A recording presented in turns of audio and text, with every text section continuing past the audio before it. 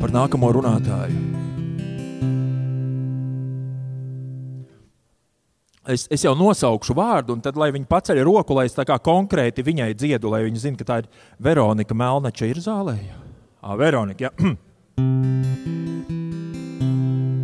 Viņai ir īsta interese palīdzēt cilvēkam.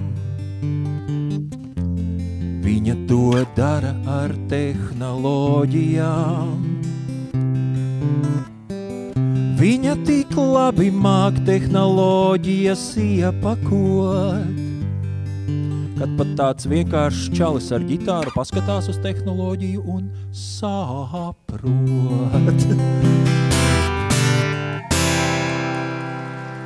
Ar aplausiem sagaidām Veronika Melnača, Desktime biznesa attīstības un partnerattiecību vadītāja ar vairāk kā 11 gadu pieredzi tehnoloģiju pārdošanas eksportā. Desktime ir daļa no Draugiem grupu, ja? Jā, pilnīgi pareizi. Sveiciens visiem, vai mani labi dzird? Tuvāk, tālāk pienākt, viss forši? Tuvāk? Ļoti labi. Tas prožektors ir tāds labs tieši acīs, ka lai es neko neredzu. Bet sveiciens visiem. Es ceru, ka jūs neesat pārāk noguruši pēc pusdienām. Tā bumbiņu aktivitāte bija riktīgi forša. Jā. Tad vismaz nav degunam priekšā. Paldies. Jā, sveiciens. Es šodien jums pastāstīšu, kā pārdot bez robežām, jo jāsaka, ka pārdot... Es, man liekas, sāku pārdot, tad, kad es vēl biju autiņos, jo mani vecāki bija uzņēmēji, un viņi man iemācīja, kā pārdot. Jāsaka, ka jau, kad es biju smilšu kastē un pārdevu smilšu kūkas. Bet šodien es jums gribu pastāstīt savu pieredzes stāstu, jo es esmu ļoti lepns latvietis, un man ļoti patīk stāstīt to Latvijas stāstu ārpus Latvijas robežām. Un tas pat, es teiktu, ir tāds kā mans hobijs, jo es esmu pārdevusi visu ko, sākot no vienkāršiem produktiem, kā ēdamām lietām, līdz pat ļoti sarežģītām tehnoloģijām, lai mēs varētu eksportēt. Mums vajag dažādas certifikācijas, papīrus un tā tālāk un tā vēl joprojām. Un šobrīd es eksportēju Desktime, kas ir programmatūra, tātad tas ir kaut kas, ko mēs vispār nevaram paņemt rokās, tas ir kaut kas mākoņos. Un Desktime ir programmatūra, kas palīdz uzņēmumiem ieviest tātad attālināto vai hibrīda darba laiku, ieviešot darba laika uzskaiti. Bet tas ir tikai tas, ko es daru pēdējā laikā, bet tas eksports un palīdzēšana citiem uzņēmumiem vienmēr ir bijis backgroundā, es saku, kā mans hobijs. Un šo gadu laikā, šo 11 gadu laikā, es esmu eksportējusi dažādos produktus vairāk nekā uz 80 dažādām valstīm. Un man vienmēr ir bijis tas kaifs, jo tālāk, jo trakāka vieta, jo foršāk. Un man arī ir bijis svarīgi, lai kaut kas no Latvijas tiek pie lielajiem globālajiem uzņēmumiem.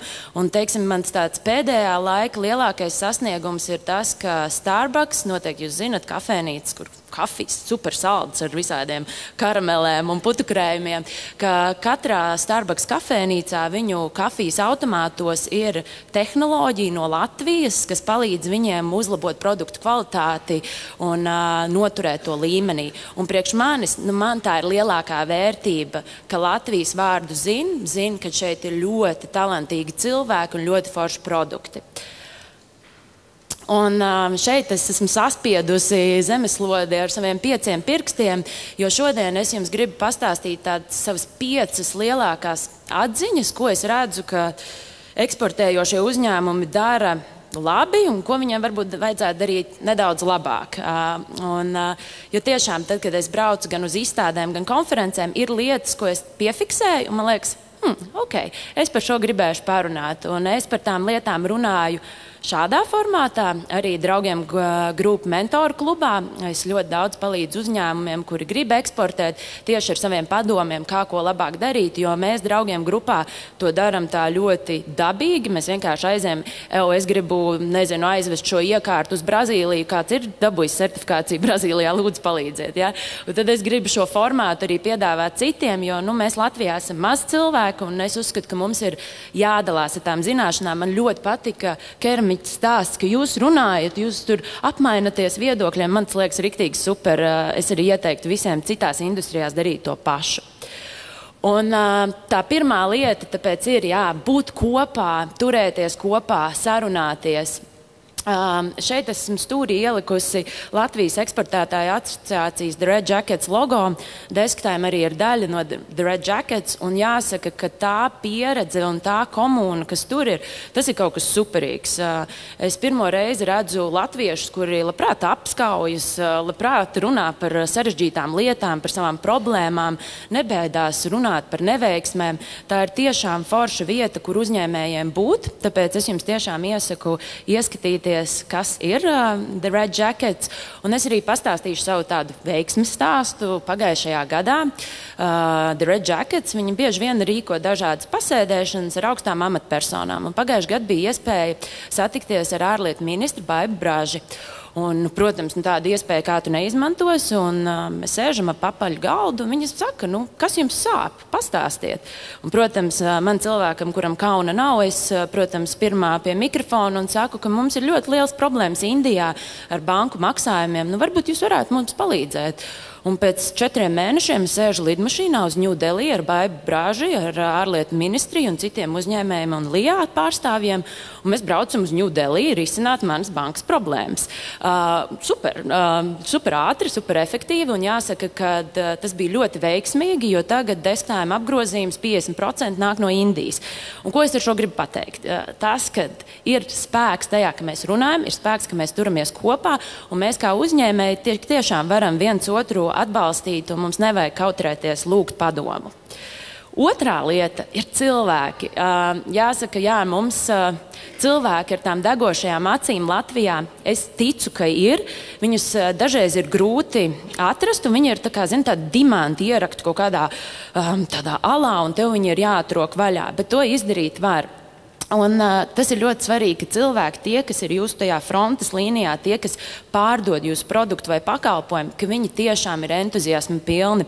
Un šeit es arī pastāstīšu stāstu no dzīves. Pagājušajā gadā es biju Parīzē, izstāde Siāla, tā ir pārtiks izstāde. Jums arī liekas, ko es daru pārtiks izstādē, esmu IT industrijā. Bet, kā es teicu, man tas ir hobijs, esmu fanāts, Latvijas fans, man jābrauc, man ir jārad. Un es aizbraucu un es redzu stendus superīgs, viss forši, bet kas notiek stendā? Ko tie cilvēki dara? Viens sēž Instagramā un svaipo, viņš vienkārši svaipo. Otrs sēž FaceTime'ā ar savu ģimenes locekli runā, un trešais laptopā uz e-pastiem atbild. Man ir tāda sajūta, baigi aicinoši nav tas, tā kā tev negribās iet uz to stendu. Tev ir tāds, ok. Un tajā mirklī es atceros vienu lietu, ko mans pirmais vadītājs teica, ka man bija pirmā izstāde, pirmā pieredze ķelnē, kur es biju tieši tāda pat kā viņa. Es sēdēju ar savu laptopu un klikāju savā e-pastā, jo nedod Dievs, mani kāds redzēs, nedod Dievs, es ar kādu runāšu. Un tad viņš man pienāca klāt un viņš teica, zini kā, Veronika, jebkura izstāde, konference, tikšanās ar klientu, tas ir tavs rokkoncerts. Un tas ir tavs rokkoncerts, kur tu esi rokkzvaigzne un tev ir jāspīd. Un tas teikums ar mani ir vēl palicis vēl šobaldien, un tagad arī savu komandu, kad es apmācu ar pārdevējiem, es saku, jūs esat rokkzvaigznes, uz celīšiem jāieslīd iekšā. Tas ir jūsu laiks spīdēt, izmantojiet to. Un tas arī mani aizveda pie mana 3. punkta par lepnumu un stāstu. Šajā pašā izstādē es beigās piegāju pati pie viena no menedžeriem, kuri pārstāvēja saldumu ražotāju.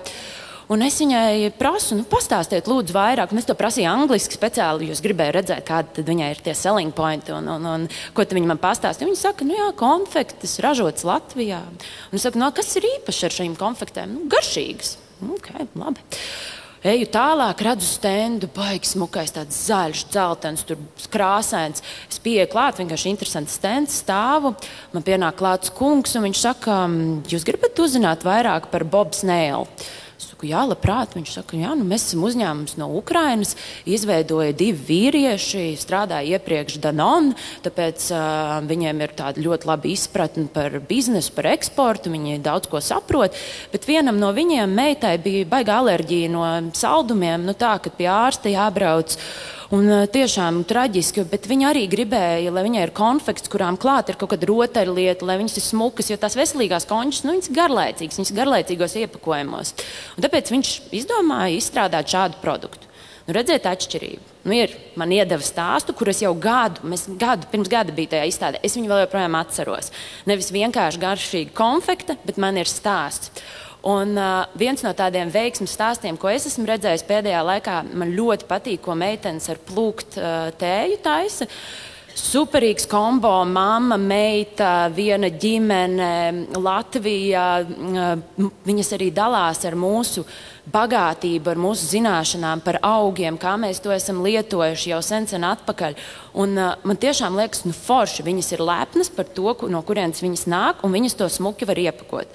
Protams, liekas, jā, ir vieglāk iepakot kaut kādu produktu, garšīgu konču, tēju, bet godīgi sakot, arī metāla kasti var forši iepakot tā, ka tas produkts ir seksīgs. Jāsaka, ka es arī, kad pārdevu mātes, plates, moleksus un vādus, es arī izdomāju stāstu, un no tā arī radās mans tas žargons bullshit bingo, jo es izdomāju kaut ko tādu, kas vienkārši pārdevās un palika cilvēkiem atmiņā, jo tas ir galvenais eksportā, palikt ar kaut ko atmiņā, jo konkurence ir milzīga. Un tā kā konkurence ir milzīga, mums ir jābūt ātriem. Man liekas, mēs latvieši esam tādi ļoti lieli perfekcionisti. Mēs gribam, lai viss ir smuki, lai iepakojums ir smuks, satīna lentīte ir pareizajā tonī, viss saskan, viss ir super. Bet bieži vien mēs pēc tam to superīgo produktu aiznesam tam klientam, un viņš saka, tas nav īsti tas, ko es gribēju. Un tajā mirklī mēs zaudējam laiku, tāpēc tas, ko es vienmēr iesaku darīt, ir kamēr mēs rādām produktu, mēs visu laiku iečakojamies ar saviem klientiem. Hei, vai tev patīk, vai šis ir ok? Jo arī bieži vien klients līdz galam nezin, ko viņš grib. Tāpēc vienmēr ir jāiečakojas tādā veidā, mēs nezaudējam atkal šo te laiku, kas ir ļoti, ļoti dārgs eksportā. Un kā pēdējais un 5. punkts ir bez kastes. Noteikti jums arī besīk, ka es to ieliku, jums jādomā ārpus kastes, jo kā to izdarīt. Bet šo es gribēju tieši pastāstīt tādā kontekstā, kā atrast savus klientus eksportā, jo tā ir, es nezinu, man parasti uzņēmumi nāk, un viņiem tas ir numur 1 jautājums, kur es atradīšu tos klientus. Man likt LinkedInā reklāmas, vai man tagad, nezinu, taisīt augstos zvanus, vai man taisīt ABM kaut kādu tur kruto kampaņu ar mārketingu kopā, ko man darīt. Un es vienmēr saku, paēm soli apakaļ, pastāsti, kas ir tavs klients. Un tad ir tas baigi interesanti. Visi teorijā zina, kas ir viņu klients. Un es saku, vai tu zini, ko viņš ēd brokastīs, vai viņam patīk cept solas vai vārītas? Un viņš vienmēr visi apstulbs no šī jautājuma. Bet es saku, tā ir tā ideja par to, ka tev ir jāzina savs klients līdz tām detaļām par to, kas viņam tiešām patīk, kur viņš atrodas, kad viņš ēd, kad viņš dzer, atkarīgs no industrijas, vai ne? Un es pastāstīšu arī piemēru, kad man bija jāstrādā ar kafijas aparātu operatoriem. Un es zināju, ka es gribu iekarot šo Francijas tirgu.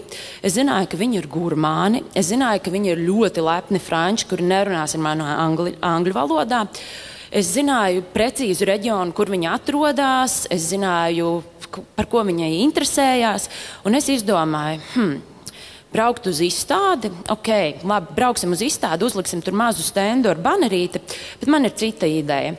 Mēs paņēmām konferences telpu izstādē, kur mēs norganizējām ļoti garšīgas, smalkas pusdienas šiem te mūsu vēlamajiem klientiem. Mēs viņiem visiem izsūtījām iepriekš uzaicinājumus, un mēs viņus neaicinājām, nedod Dievs, uz kaut kādu tur mūsu pārdošanas piču. Mēs teicām, vai jūs vēlaties uzzināt, kas notiek industrijā? Mēs jums pastāstīsim. Un atnāca pilna zāle, no visiem uzaicinātiem bija 50 uzņēmumi, atnāca 48, kas man liekas ir super, un viņi visi gribēja zināt vairāk par industriju. Un mēs pastāstījām, nevienā mirklī nepieminot savu nosaukumu vai ko mēs daram, tikai beigās bija viens teikums, lai iegūtu visus šos datus, mēs izmantojām šīs un šīs mūsu iekārtas. Pēc šī pasākuma 50% no apmeklētājiem kļuva par mūsu klientiem. 23 no šiem tātad bija konkurentu klienti, kuri pārgāja pie mums, jo viņi vienkārši saprata, hei, šis ir kaut kas interesants, inovatīvs, mums patīk, let's go. Tāpēc es tiešām jums iesaku domāt bez tās kastes, nelīst iekšā kaut kādos rāmjos un tiešām padomājiet par to, ko jūs klients ēd brokastīs. Tāpēc Jā, paldies. Es jums novēlu tiešām būt un turēties kopā, būt lepniem par to, no kurienes jūs nākat, jo mums ir ārkārtīgi daudz par ko lepoties arī šodien dzirdot šos stāstus. Un es ticu, ka jums viss izdosies. Paldies!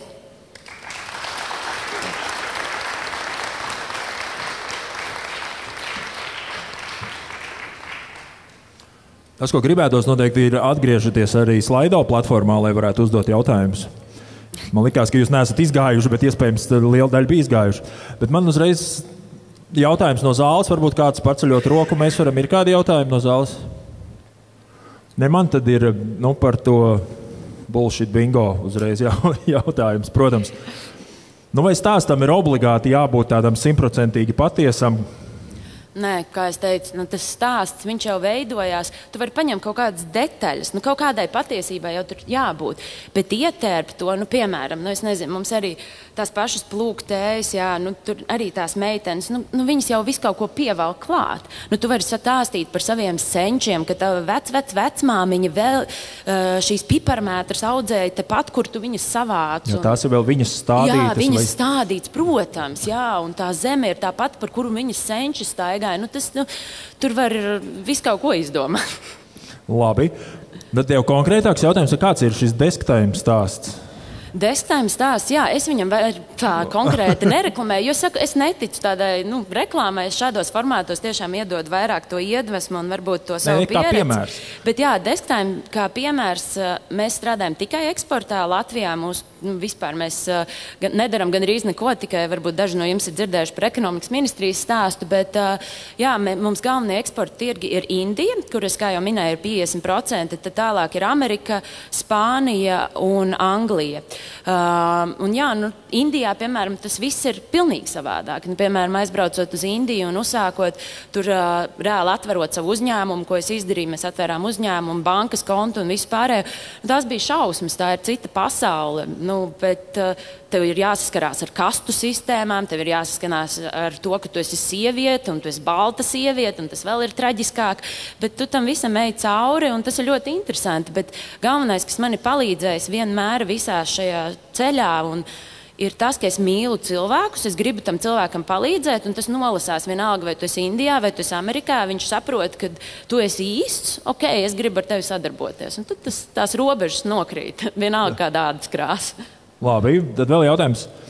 Viss tā veiksmīgi, bet ir kādi bijuši tavi klupšanas akmeņi? Ir viss kaut kas tāds neražas stāsts varbūt kāds. Zini, kā tās neražas stāsti ir bijuši vienmēr, bet es vienmēr tās neražas uzskatu par baigajām pieredzēm. Protams, man ir bijis tā, ka man, piemēram, atnāk ēpasts, atnāk no Gmail. Es uzskatu, ka tas ir pilnīgs, kaut kāds, pupu mizas, Gmails nav nekāds svarīgs uzņēmums. Es, protams, neatbildu. Tagad es aizbraucu uz vienu konferenci, man pienāk čalis klāt, viņš man saka, ko tu man neatbildi? Es saku, kas jūs esat? Viņš tā saka, vispār es pārstāvu Nestli, un mums interesē, tas pats, kas Starbucks risinājums tajā brīdī es izmetos pleķos, jo es saprotu, ka esmu atraidījis vienu no lielākajiem uzņēmumiem, vienkārši neatbildot, un kopš tā laika es atbildu visiem. Vienalga. Tu vari man no inbox rakstīt, es atbildēšu. Jā. Jā. Inbox tas bija kā reiz pa mani. Jā. Lūk, bet jau konkrētāks jautājums, acīm redzot, iedvesmojoties no tā veiksmes stāsta par 48 no 50. Kā panākt, ka uz tavu rīkoto pasākumu tiešām atnāk visi uzaicinātie? Tur telefona zvani, personīga atgādināšana. Mēs no sākuma aizsūtījām ēpastus, jo mums bija šo cilvēku ēpasti, bet pēc tam mēs viņiem zvanījām un teicām, ka tas tiešām nav sales pitch, un devām viņiem jau tajā brīdī to informāciju, par ko mēs runāsim. Mēs zinājām, kas viņiem sāp. Viņiem, piemēram, interesēja, cik gramus kafijas konkurenti liek savās šajos tās devas, kādas ir tā receptūra vai vēl kaut ko. Un mēs viņiem tā nedaudz pateicām tādas industrijas noslēpumus, un viņiem jau uzreiz tas ir kā, labi, es gribu zināt vairāk, jo skaidrs, ka viņi arī grib pieķūnēt savas receptes un būt tikpat labi. Jā. Skaidrs, ir kaut kāds ievilināšanas, klupšanas.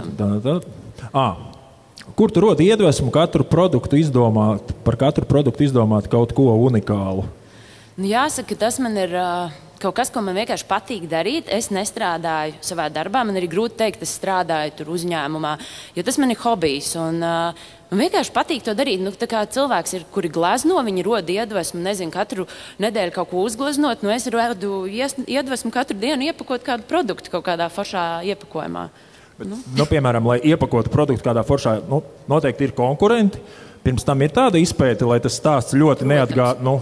Jā, mums ir, protams, tirgus izpēte ir kaut kas tāds, kas ir jāzina, un galvenokārt ir tava kompetence.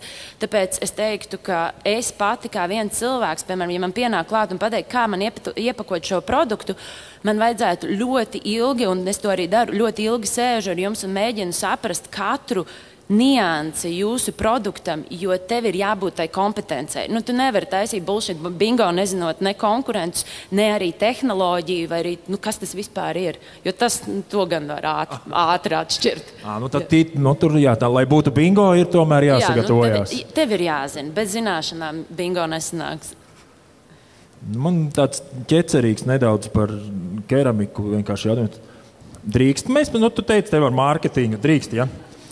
Tā, ņemot vērā to, ko tu dzirdēji, tev ir kāds stāsts, ko tu varētu varbūt uzdāvināt, es nezinu. Godīgi sakot, es uzreiz, kamēr tu stāstīji, pārgāju uz tu, jo es saku, esmu super familiārs cilvēks, es uzreiz iegooglēju tavu mājaslapu, es uzreiz redzu, man ir vajag SEO, uzreiz atslēgvārdus, man jau bija, mēs uztaisīsim TikTokā, jau es atradu tēju ražotājus, kuriem varētu taisīt TikTok, smuk, tādu Northern, visu tur dabā, mežiņā, strautiņš tek, man tur aizgāja jau mašīna, es jau redzēju tos visus kanālus, es biju kā, aiziet, šito var pārdot, bet, tas ir atkal mans darbs, man patīk pārdot.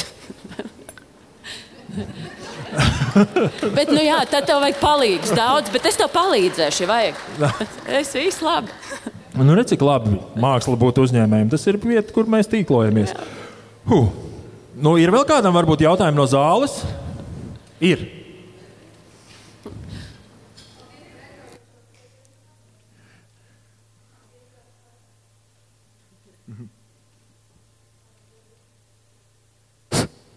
Paldies par aizraujošo un interesanto vērtīgo prezentāciju.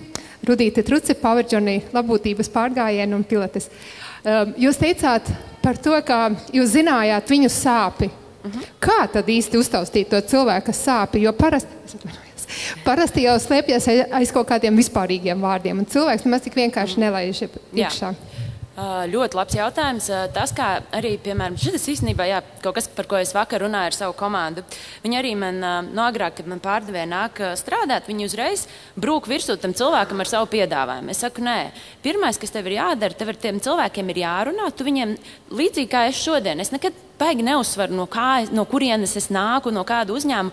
Es vienkārši ar cilvēku runāju, mēģinu veidot sarunu, tāpatās kā autobusu pieturā. Es saku, es saprotu, latvietim ir grūti to darīt, bet ir jāmēģina vienkārši cilvēkam pateikt, sveiks, vai tu vēlies tur aprunāties, un arī par kaut kādu industrijas lietu, arī mūsu, piemēram, augstie zvani, kā mums parasti strādā. Mēs gan zvanus nedaram tik daudz, cik kaut kāds LinkedIn ir vēstules. Mēs aizsūtam šo vēstuli, un mēs iedodam viņam kaut ko, kas mums liekas, varētu viņam interesēt. Piemēram, fitnes un pilates, tu vari, zināt, piemēram, hei, es redzēju reklāmu šitiem jaunajiem paklājiem, redzu, ka tu to esi ielaikojis LinkedInā. Varbūt tu gribi par šito parunāt, jo man ir pāris idejas.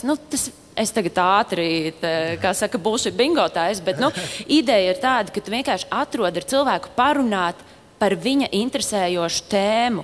Un ja jūs redzat, piemēram, arī tajā pašā LinkedInā, ka viņš seko lietām, ka jums ir vienotas intereses, jo biznes jau nav starp biznesiem, tas ir starp uzņēmumiem, tas ir starp cilvēkiem, un ir vienkārši jāveido attiecības.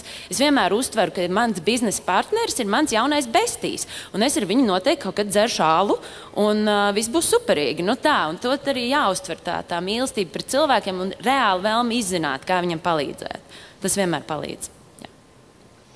Jā, un tad vēl jautājums. Forši pārdot stāstus kā emocijas. Jā. Jautājums ir tāds, vai ar labu stāstu var pārdot jebko?